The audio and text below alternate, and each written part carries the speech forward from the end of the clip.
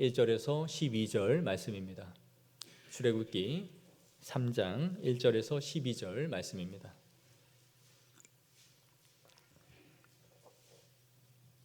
출애굽기 3장 1절에서 12절 말씀 우리 교독하도록 하겠습니다. 제가 먼저 1절 읽겠습니다. 모세가 그의 장인 미디안 제사장 이드로의 양떼를 치더니 그떼를 광야 서쪽으로 인도하여 하나님의 산 호렙에 이르매 여호와의 사자가 떨기나무 가운데로부터 나오는 불꽃 안에서 그에게 나타나시니라. 그가 보니 떨기나무에 불이 붙었으나 그 떨기나무가 사라지지 아니하는지라. 이에 모세가 이르되 내가 돌이켜 가서 이 큰 광경을 보리라. 떨기나무가 어찌하여 타지 아니하는고 하니 그때에 여호와께서 그가 보려고 돌이켜 오는 것을 보신지라. 하나님이 떨기나무 가운데서 그를 불러 이르시되 모세야 모세야 하시매 그가 이르되 내가 여기 있나이다. 하나님이 이르시되 이리로 가까이 오지 말라. 네가 선 곳은 거룩한 땅이니 내 발에서 신을 벗으라. 또 이르시되 나는 내 조상의 하나님이니 아브라함의 하나님 이삭의 하나님 야곱의 하나님이라. 모세가 하나님 배우기를 두려워하여 얼굴을 가리매 여호와께서 이르시되 내가 얼굴에 있는 애굽에 있는 내 백성의 고통을 분명히 보고 그들이 그들의 감독자로 말미암아 부르짖음을 듣고 그 근심을 알고 내가 내려가서 그들을 애굽인의 손에서 건져내고 그들을 그 땅에서 인도하여 아름답고 광대한 땅 젖과 꿀이 흐르는 땅 곧 가나안 족속 헷 족속 아모리 족속 브리스 족속 히위 족속 여부스 족속의 지방에 데려가려 하노라. 이제 가라. 이스라엘 자손의 부르짖음이 내게 달하고 애국 사람이 그들을 괴롭히는 학대도 내가 보았으니 이제 내가 너를 바로에게 보내어 너에게 내 백성 이스라엘 자손을 애굽에서 인도하여 내게 하리라. 모세가 하나님께 아뢰되 내가 누구이기에 바로에게 가며 이스라엘 자손을 애굽에서 인도하여 내리일까? 하나님이 이르시되 내가 반드시 너와 함께 있으리라. 내가 그 백성을 애굽에서 인도하여 낸 후에 너희가 이 산에서 하나님을 섬기리니 이것이 내가 너를 보낸 증거니라. 아멘. 모세가 애굽을 떠나온 지도 벌써 40년이 지났습니다. 애굽의 왕자의 신분에서 이제 평범한 한 명의 목동이 되었죠. 그날도 어김없이 모세가 이드로의 양떼들을 이끌고 이동을 했어요. 1절에 보시면 광야 서쪽으로 이동하여 하나님의 산 호렙에 이르렀다라고 말씀하고 있습니다. 그런데 이곳에서 신기한 광경 하나를 보게 돼요. 떨기나무에 불이 붙었는데 그 불이 사그러지지 않고 또 떨기나무가 다 타서 없어지지 않는 광경을 보게 된 것이죠. 이 떨기나무는 당시에 아주 흔하게 광야에서 볼 수 있는 관목, 가시덤불 나무였습니다. 당시에 고대 근동에는 지열이 뜨거워서 자연 발화를 하는 경우들이 종종 있었어요. 그래서 나무에 자연스럽게 불이 붙는 경우가 있었는데, 근데 희한하게도 불이 붙다가 꺼져야 되는데 이 불이 계속 불타고 있었던 거죠. 이것이 너무나 신기했던 거예요.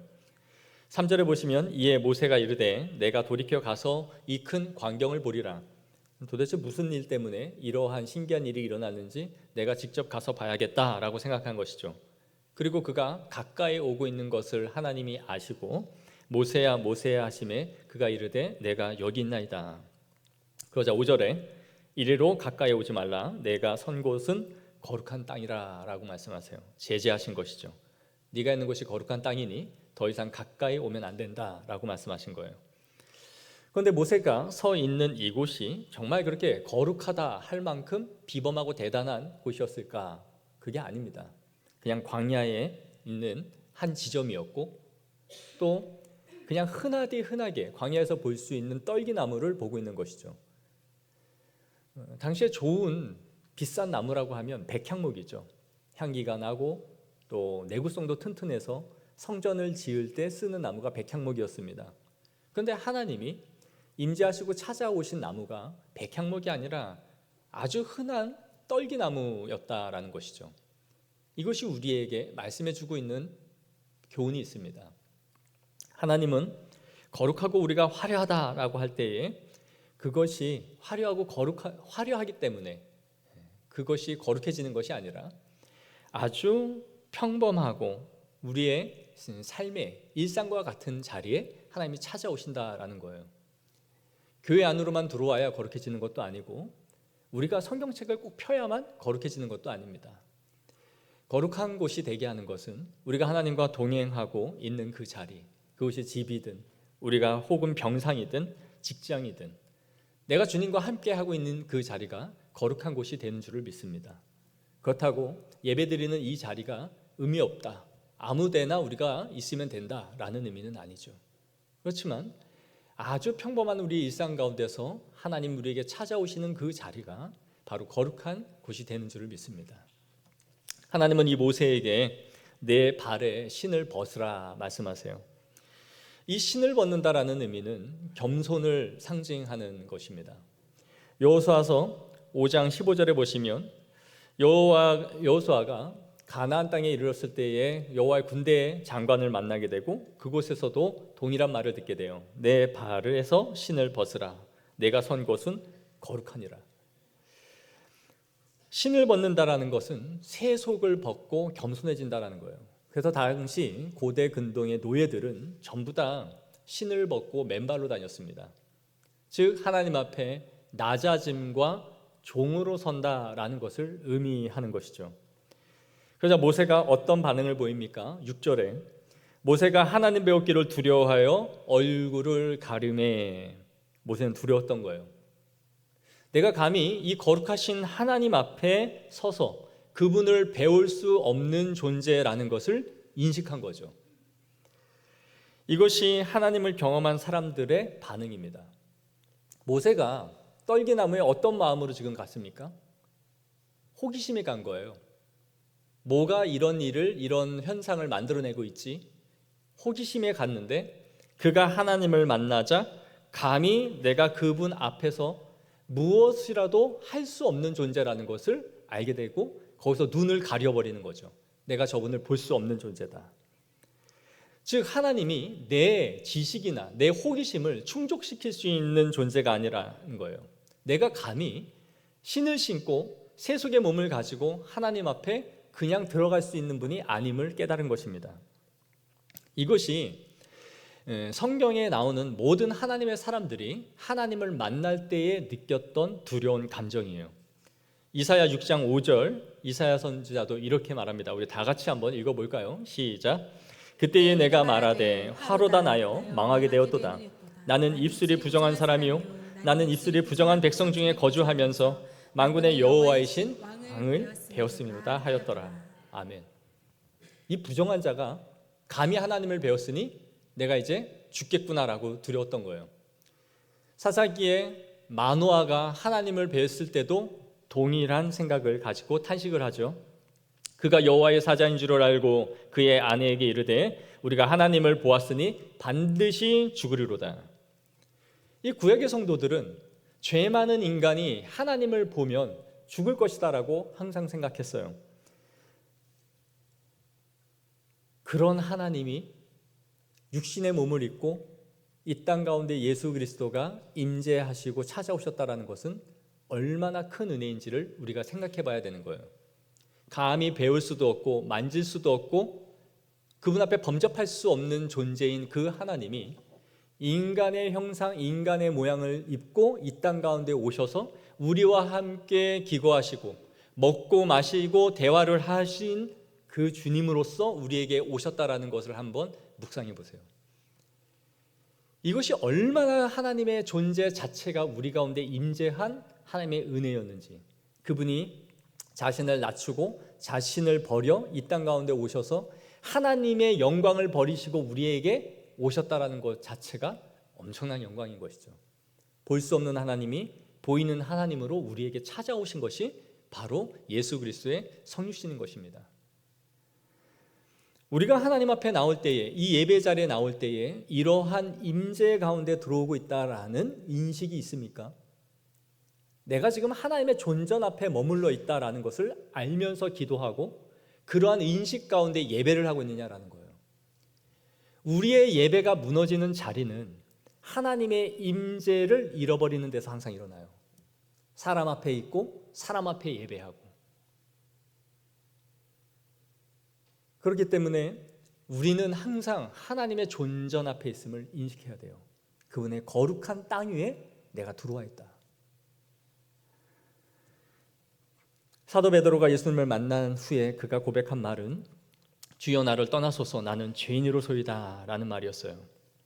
하나님을 만난 사람들에게 보여주는 한결같은 경험은 하나님에 대한 두려움이었습니다. 그리고 그 자리에서 엎드려지는 거죠. 혹시 이 자리에 어떤 사람들은 호기심으로 앉아있을지도 몰라요. 하나님이 계시는가? 교회는 도대체 뭘 하는 곳인가? 그리고 신앙생활은 하고 있지만 수많은 의문들을 가지고 신앙생활을 하고 있는 사람들도 있습니다. 하나님은 왜 이렇게 하시나? 저렇게 하면 더 좋을 것을. 왜 나를 이런 식으로 하나님이 대우하시나? 하지만 하나님을 만나게 되면 여러분의 이러한 말과 행동들이 얼마나 어리석은 것이었는지를 깨닫게 될 겁니다. 내가 하나님 앞에 묻고 싶었던 것, 내가 던지고 싶었던 수많은 의문들이 얼마나 하나님 앞에 가당치 않은 질문들이었는지, 하나님의 무능, 하나님 앞에서의 자신의 무능과 하나님의 지혜와 경이로움 앞에 설 때에 나의 연약함을 보게 되는 것이죠. 옛말에 없는 자리에서는 나라님 욕도 한다라는 말이 있죠. 우리는 하나님이 보이지 않기 때문에 그분에 대해 이러쿵저러쿵 많은 말을 할지 몰라요. 하나님을 믿지 않는 자들은 하나님 나와보라 그래. 내가 이렇게 욕하는데 뭐 아무 일도 일어나지 않잖아. 등등 하나님을 모욕하는 말들을 하죠. 하지만 정작 그들이 하나님 앞에 설 때에도 그런 말을 할 수 있을까요? 하나님이 영광 가운데 구름을 타고 이 땅 가운데 임재하셔서 심판주로 오셨을 때에도 삿대질을 해가면서 계셨던 거냐고, 나 없는 줄 알았는데, 그렇게 입 있다고 하나님 앞에 떠들어댈 수 있을까요? 아무 말도 하지 못할 겁니다. 두려워서 얼굴을 가릴 거예요. 내가 이제 죽겠구나, 내가 부정했던 그 하나님이 이 땅에 임재하셨구나, 자지러지듯이 놀라고 까무라칠 겁니다. 우리는 그분이 하신 일에 대해서 이해가 가지 않고 묻고 싶고 따지고 싶은 게 많을지 모릅니다. 하지만 하나님 앞에 우리가 서게 된다면 그분을 내가 판단하거나 따질 만한 분이 아니었구나라는 것을 한 번에 알 수 있을 거예요. 그 압도하는 영광이 우리를 찍어 누를 거예요. 감히 그럴 수가 없구나. 저는 바둑을 잘 못하지만 여러분이 만약에 조훈현 구단과 바둑을 한번 둘 수 있는 기회가 있다라고 해봅시다. 말도 안 되죠. 그러나 그 고수가 한 수 한 수 둘 때에 우리는 그 의미를 전혀 읽지 못할 거예요. 우리의 수준은 4개 해서 하나 잡아먹는 거죠. 모퉁이에서 3알 둬서 한 집 잡아먹는 거죠. 그러면서 잡아먹었다고 기뻐하고 좋아하는 정도죠. 그러나 그런 프로는 그걸 보고 그리지 않죠. 수십 수를 앞서가면서 한 수 한 수의 그림을 그려나갈 겁니다. 그런 우리는 하수들은 도대체 저기다가 바둑돌을 왜 뒀는지에 대해서 이해조차 못하죠. 거기에 대해 조훈현 구단에게 요거 해가지고 한 수 잡아먹어야 되는데 왜 거기다 뒀냐라는 말을 할 수 있을까요? 못하죠. 왜냐하면 우리 스스로도 압니다. 그럴 만한 수준이 아니라는 거를. 하나님도 우리에게 그러한 분이세요. 베드로가 예수님을 만났을 때에 나를 떠나소서 나는 죄인이로소이다 라는 고백을 왜 했는지 아십니까? 베드로는 일생을 업으로 산 사람이죠. 그런데 하루 종일 그물로 고기를 잡았지만 한 마리도 잡지 못했어요. 그때 예수님이 나타나셔서 깊은 곳에 그물을 던지라 라고 했죠. 그랬더니 그물이 찢어질 만큼 고기가 딸려 올라오는 것을 경험했습니다.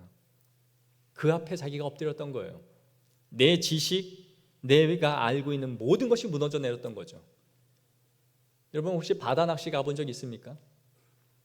바다 낚시는 저도 한 번 가봤어요. 교육자들끼리 부교육자 있을 때 배멀미 하느라 아주 죽는 줄 알았어요. 막 토는 나오는데 걸렸으니까 막 으윽 하면서 이렇게 끌어올렸던 기억이 나요. 근데 재밌더라고요. 왜냐하면 바다에 물고기가 많으니까. 근데 이 바다 낚시가 그렇게 쉬운 줄 알았는데 쉬운 게 아니래요. 선장을 잘 만나야 된대요. 선장이 포인트를 데리고 가야 거기서 고기가 몰리는 곳이지 아무 데나 던진다고 되는 게 아니래요. 한 군데 갔더니 안 잡혀요.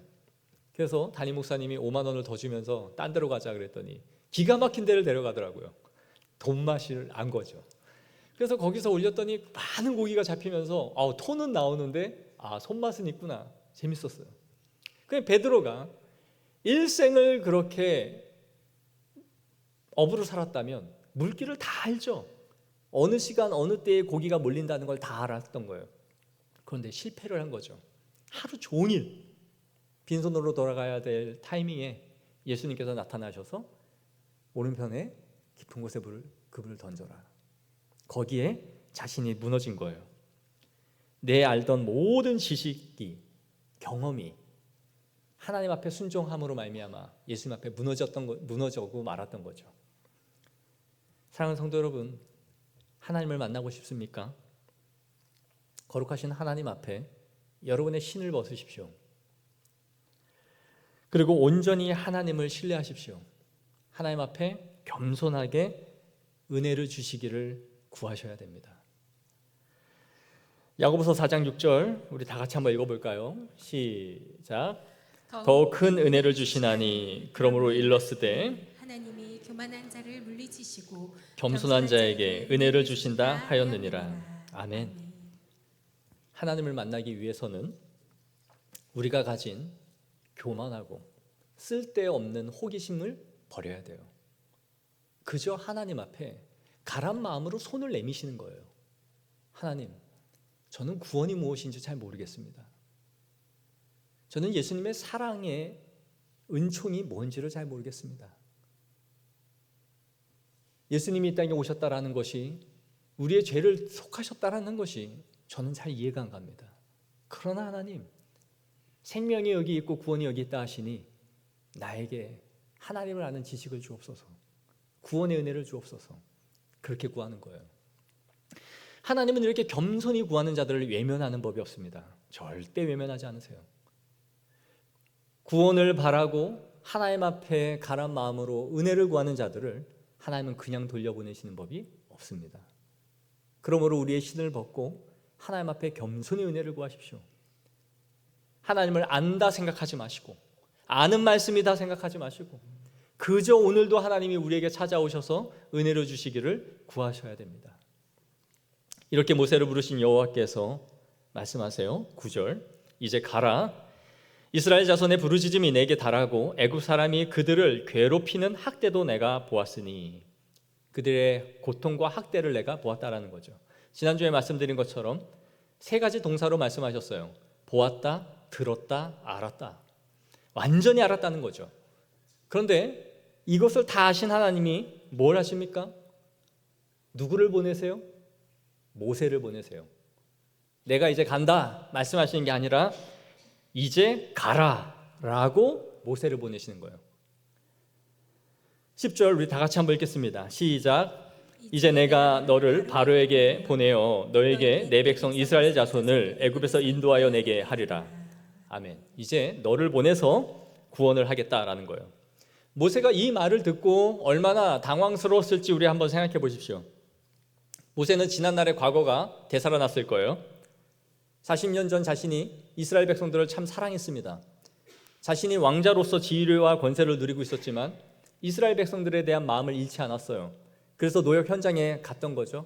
그런데 그곳에서 자신이 일이 완전히 꼬이고 말았습니다. 의도치 않게 사람을 죽였고 이스라엘 백성들은 자신을 지도자로 생각하지 않았어요. 누가 너를 우리의 재판관으로 삼았느냐라고 따지고 물었죠. 그리고 오히려 자신이 사람을 죽였다라는 것이 탄로가 났어요.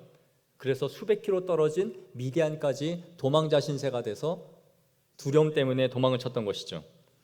자신이 민족의 해방자가 되어 무언가를 이스라엘 백성들을 위해서 해야 되겠다라는 소명의식을 갖고 움직였지만 오히려 그는 살인자가 됐던 거예요. 그리고 그는 이제 나이가 80세가 된 노인이 되었던 거죠. 나이로 보나 그의 지위로 보나 그는 이제 한물간 사람이 된 거예요. 모든 힘이 빠진, 기력이 쇠한 노인이 됐던 거죠.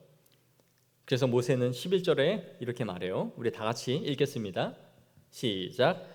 모세가 하나님께 아뢰되 내가 누구이기에 바로에게 가며 이스라엘 자손을 애굽에서 인도하여 내리까. 아멘.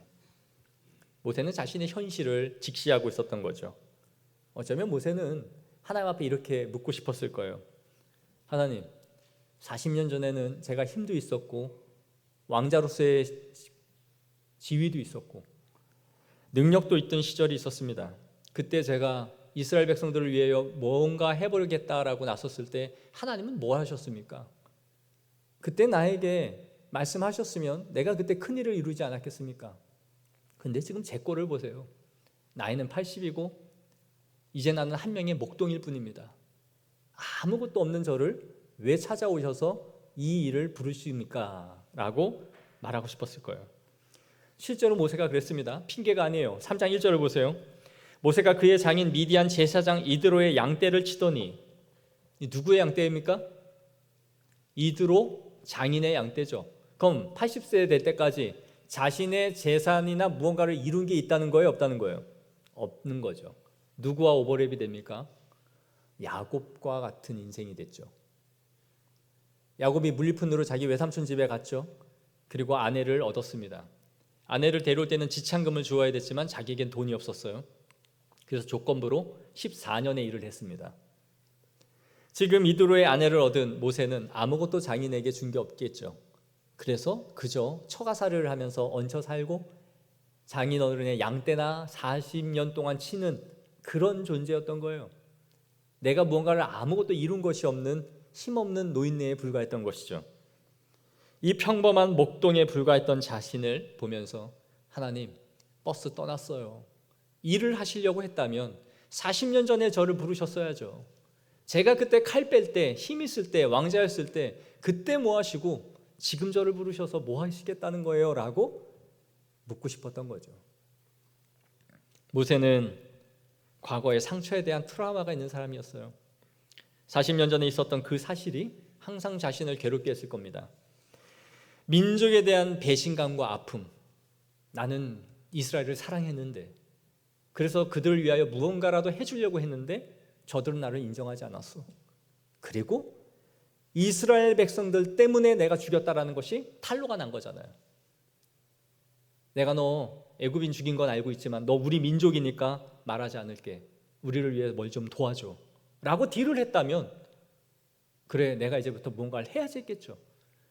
그런데 오히려 그들이 사람 죽인 네가 우리도 죽이려고?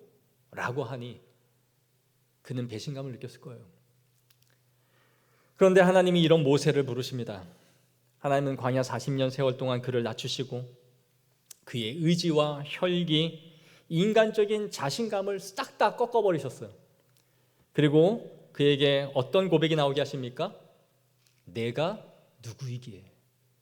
하나님, 내가 뭐라고 이 일을 지금 하라는 말입니까? 라고 묻게 만든 거죠.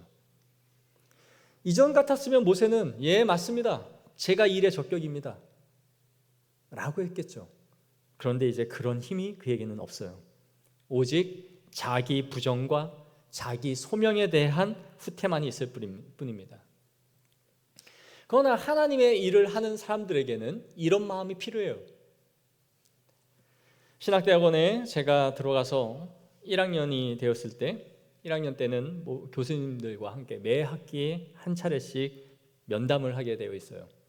그래서 제 차례가 돼서 교수님을 찾아뵀더니 교수님이 한 학기 동안 공부하면서 고민이 없느냐라고 저한테 물으세요. 그래서 제가 그랬습니다. 학부도 신학교를 나왔고 목사가 되겠다고 신학대학원에 힘들게 들어왔는데 제가 목사가 되는 게 맞는지 여기에 적합한 사람인지 고민이 됩니다 라고 말씀을 드렸어요. 그러자 교수님이 성경에 있는 수많은 사람들도 자신에 대한 소명에 대한 부정과 고민이 많은 사람들이었다라고 말씀하시면서 이제 한 학기 지나가는데 더 기도하고 열심히 공부해서 해보라 라고 말씀하셨던 기억이 납니다. 우리에게는 이러한 자기 부인, 자기 소명, 나의 부적합함을 항상 느끼는 마음이 있어야 돼요. 그래서 우리 성도님들이 뭐만 시키면 제가 누구이기에 라고 말을 해요. 제가 뭐라고 목사님 이런 일을 저한테 시킵니까? 라고 하면서 발을 쓱 빼죠. 빼잖아요. 그러면서 나는 모세와 같은 마음을 갖고 있어 라고.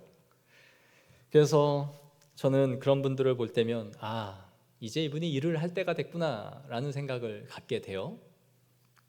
그러니까 또 성도들이 똑똑해서 내가 겸손을 부리면 목사님이 준비된 줄 알고 더 시키겠구나 하여 목사님 제가 해보겠습니다 라고 반응을 하는 거죠. 그러면 저는 감사합니다 하고 시키죠.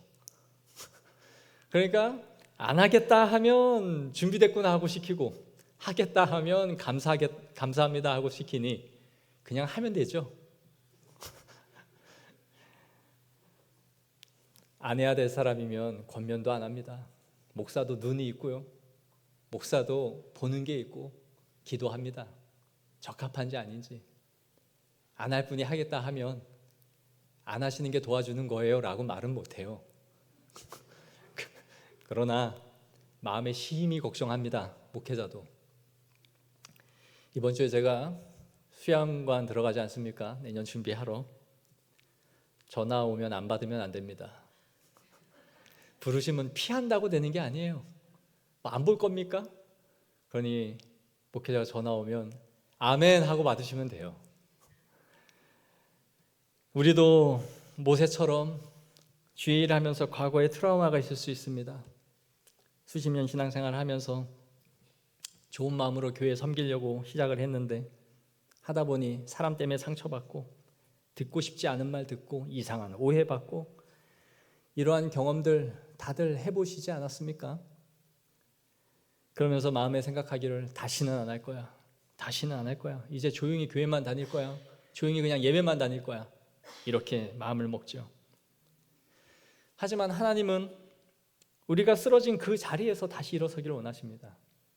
이제 모든 게 꺾이고 힘이 없고 아무것도 할 수 없어서 내가 뭐기에, 내가 뭐라고 하시는 그 자리에서 주님께서 우리를 다시 일으켜 감당하게 하시는 분이 하나님이신 줄 믿습니다. 섬기다가 지치고 상처받아서 자신의 직분을 내려놓고 버리는 일들은 성도들에게만 있는 건 아니에요. 이런 일은 목회자에게도 일어납니다. 저도 제 주변에 일어나는 수많은 목회자들의 안타까운 소식들을 듣게 돼요. 사역을 하다가 어려움을 많이 겪고 결국은 사임을 하게 되고 목회를 내려놓은 후에 사역의 현장으로 복귀를 하지 않고 있는 목사님들의 소식들을 듣게 되는 것이죠. 얼마 전에 상담사로 일하고 계시는 집사님을 찾아가서 만났습니다. 상담하러 간 건 아니고 그냥 안부로 인사 나누러 갔죠. 그래서 제가 이야기를 나누다가 그 집사님에게 물어봤어요. 집사님, 혹시 목회자들 중에서도 상담받으러 오시는 분 있나요? 라고 물었어요. 그랬더니 훌륭하신 목사님들은 오세요 라고 웃으면서 말씀하세요. 훌륭하신 목사님이란 뭔가? 자신의 문제를 혼자 안고만 있지 않고 그래도 누군가에게 털어놔야겠다라고 생각해서 찾아오는 목사님이 있다라는 거죠. 목회자는 어디 가서 말을 하지 않죠. 말해도 덕이 안 되고 은혜가 안 되니 그냥 안고 가는 경우가 많습니다. 내 집안 문제고 내 문제다라고 생각하는 거죠. 목회자가 술도 안 마시고 담배도 안 피우는데 그렇게 암에 많이 걸리는 걸 보면 스트레스 때문에 죽는 것 같아요. 스트레스야 누구나 있겠지만. 그러면서 한 분이 찾아오셔서 담임 목회를 하다가 지금은 복지사로 일을 하기로 하셔서 아예 선회를 하셨다라는 분의 이야기를 하시더라고요. 그런 생각이 들었습니다. 목회자가 되겠다고 얼마나 오래 공부했는가? 얼마나 많이 공부하고 또 담임까지 갔는데 얼마나 교회로부터 받은 상처가 저렇게 크기에 결국은 사임을 하고 나와서 목회를 접으셨을까? 오죽하면 저런 마음이 들었을까? 그런 생각이 들었어요. 한편으로 보면은 하나님이 주신 소명인데 저렇게 버릴 수 있나? 그런 마음이 들지만 저분이라도 그런 마음은 없었을까? 시작을 했을 때 담임 목회직까지 갈 정도면 어떤 마음을 가지고 시작했을까?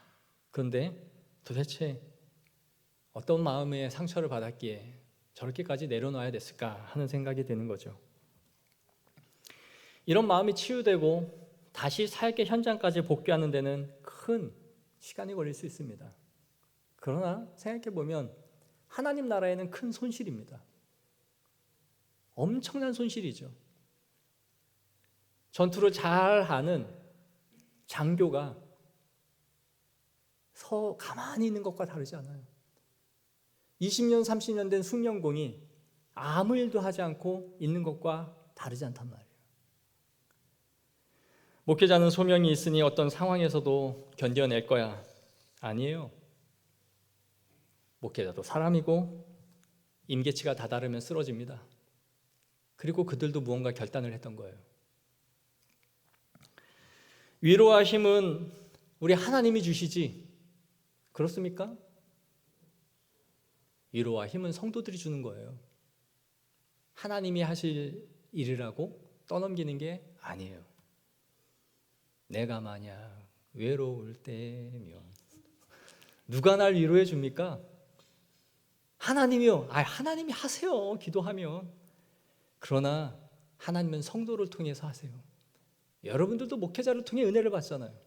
여러분들도 목회자를 통해 위로를 받고 목회자도 성도를 통해 받는 거예요. 오늘 말씀을 보십시오. 이스라엘 백성들을 구원하시겠다. 내가 보고 듣고 알았다. 그렇게 말씀하시는 하나님이 직접 가십니까? 이제 가라. 모세를 보내시는 거예요. 하나님은 항상 사람을 통해 일하시는 분이에요. 사람을 통해서.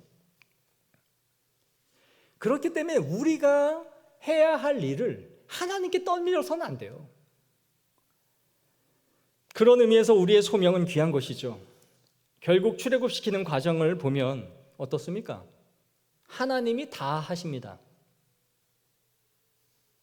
그러면 모세는 뭘 해요? 바로 앞에 가서 입만 털어요. 내 백성을 보내라. 언제까지? 그리고 하나님이 손을 들어라 하면 손을 들고 지팡이를 쳐라 하면 칩니다. 그럼 기적은 다 하나님이 하시는 거예요. 모세는 뭐만 해요? 입만 터는 거예요. 그래서 목사는 입만 털잖아요. 그래서 물에 빠지면 입만 떠 있을 것은 다 목사예요. 왜요? 하나님의 입이에요. 선지자라는 말 자체의 뜻이 나비, 하나님의 입이라는 뜻이에요. 그의 말을 대언하여 전하는 위치에 있다라는 것이죠. 그렇기 때문에 하나님은 모세를 통해 사람을 통해 일하시는 것입니다. 구원은 하나님의 일이지만 우리의 일이에요.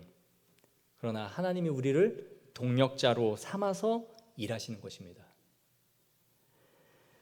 하나님이 다 할 것이니 우리가 할 일이 없는 게 아니라 하나님의 일이 곧 우리의 일인 거예요. 그런 의미에서 소명은 매우 귀하고 아름다운 것이죠. 우리의 기쁨과 영광이 어디에 있습니까? 하나님이 우리를 불러서 영광된 사역에 우리를 동참시켜 간다라는데 기쁨이 있는 거예요. 지난주에 설교하면서 하나님의 뜻이 우리의 기도를 통해서 이루신다라고 말씀을 드렸죠. 우리의 기도가 뭘 그렇게 대단한 겁니까? 그러나 우리의 기도를 포함시켜서 하나님의 능력을 이루고자 하시는 것이 하나님의 뜻이라는 거예요. 하나님의 일이라는 것도 하찮은 우리 같은 인간을 그분의 능력과 사역 가운데 부르셔서 일하시게 하는 거예요. 사람이 무엇이간데 우리를 이렇게 사랑하시며 인자가 무엇이간데 우리를 이렇게 권고하시나이까? 우리 같은 인간을 부르셔서 하나님의 거룩한 물결의 대열 안으로 집어넣으시는 거예요. 그리고 우리에게 영광을 얻게 하시고 상급을 주시는 거예요. 은혜의 대열 안으로 들어가는 거라고요. 그러므로 모든 성도들은 은혜의 변두리에 서 있으면 안 돼요. 거룩한 물줄기가 흐르고 있는데 혼자 변두리에 혼자 덩그러니 떨어져 있어서 와 잘한다 잘한다 그 박수 치라고 있는 게 아니란 말이에요. 하나님의 영광 가운데 같이 뛰어들어서 그 영광의 물줄기를 타고 들어가는 거예요. 그 안에 몸만 얹으면 배는 알아서 주님의 나라로 우리를 이끌어 가는 것이죠. 그리고 하나님은 우리에게 영광을 주세요. 내가 한 것이지만 네가 한 것이다. 내 영광을 보며 함께 가도록 하신다는 거예요. 하나님이 모든 걸 다 하셨어요. 그런데 우리에게 상급을 주신단 말이에요. 모세가 기적을 만들어내는 게 아니잖아요. 모세를 통해서 하시는 거죠. 그러나 하나님은 그 영광을 모세에게 주시는 거예요. 사랑하는 성도 여러분, 우리에게 주시는 사명이 그렇게 귀하고 아름다운 것입니다.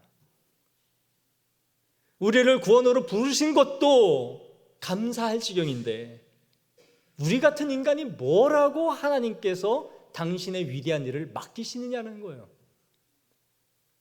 하나님이 다 하실 수 있는데 너 같이 이걸 들어 올리자. 그분이 손이 부족한 것도 아니고 능력이 부족한 것도 아닌데 우리를 부르셔서 하실 수 있는 일을 동참시키시는 거예요.